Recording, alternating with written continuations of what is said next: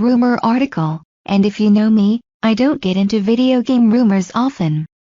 However, the popular YouTube channel The Game Theorists, hosted by YouTuber MatPat, has come up with a pretty convincing theory about the Nintendo Switch that has won me over. The theory video is close to 13 minutes long, but I'll try to recap the video as quickly as possible to catch you up to speed. The video in question, which I link below, is the Game Theorist's newest video titled Game Theory, Nintendo?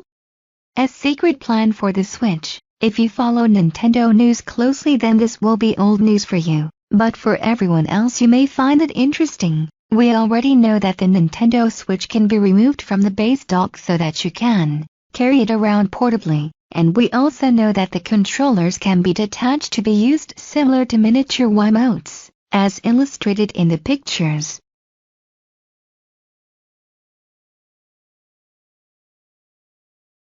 What you may not know is that Nintendo also took out a patent for a VR headset that the Switch will be able to plug into.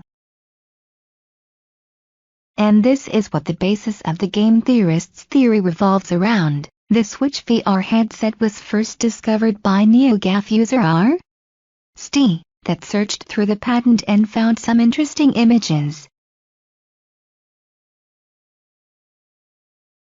such as the ones below.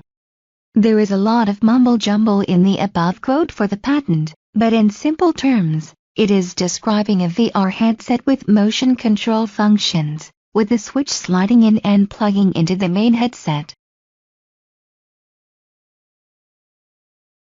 The Switch tablet even has an acceleration and velocity motion sensor that can detect movements to change your perspective in the game, so that depending on how you turn your head in the real world with the headset, the camera in the game will follow that motion. MatPat points out that the Nintendo Switch and the VR headset doesn't appear to have a camera located on the device itself to use for virtual reality. However, he also points out that it doesn't need one, because if you remember the Nintendo Switch Joy-Con presentation, the fancy one with the HD haptic feedback and rattle ice, apparently the controllers themselves have a motion depth infrared sensor that can pick up the outside world and feed the images into the controller itself, then send it up to the Switch so that you can visually see the recreated image through the controllers. The Joy-Con can pick up the distance, motion, and even different shapes of objects, and as named above,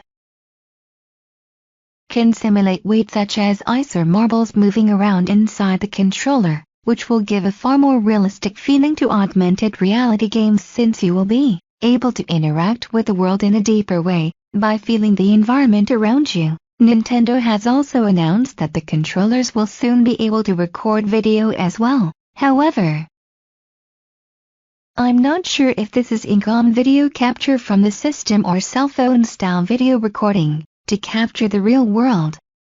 If it is the latter, essentially, you could use the Joy-Con like that creepy eye monster in Guillermo del Toro's Pan's Labyrinth to see the world around you. Yeah, I don't think that will cause problems at all, even without the camera.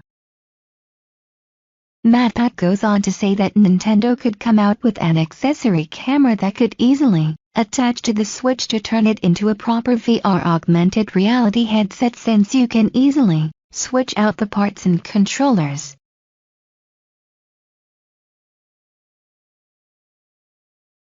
The Game Theorist also talked about how Nintendo has been testing the augmented reality formula for a while now with the 3DS and their AR card games, and more recently, Pokémon Go, which is literally a giant augmented reality game where you can capture Pokémon in the real world. Based on the sales from Pokémon Go, it looks like they did a pretty awesome job with it to capture people's attention, at least until the hype died down.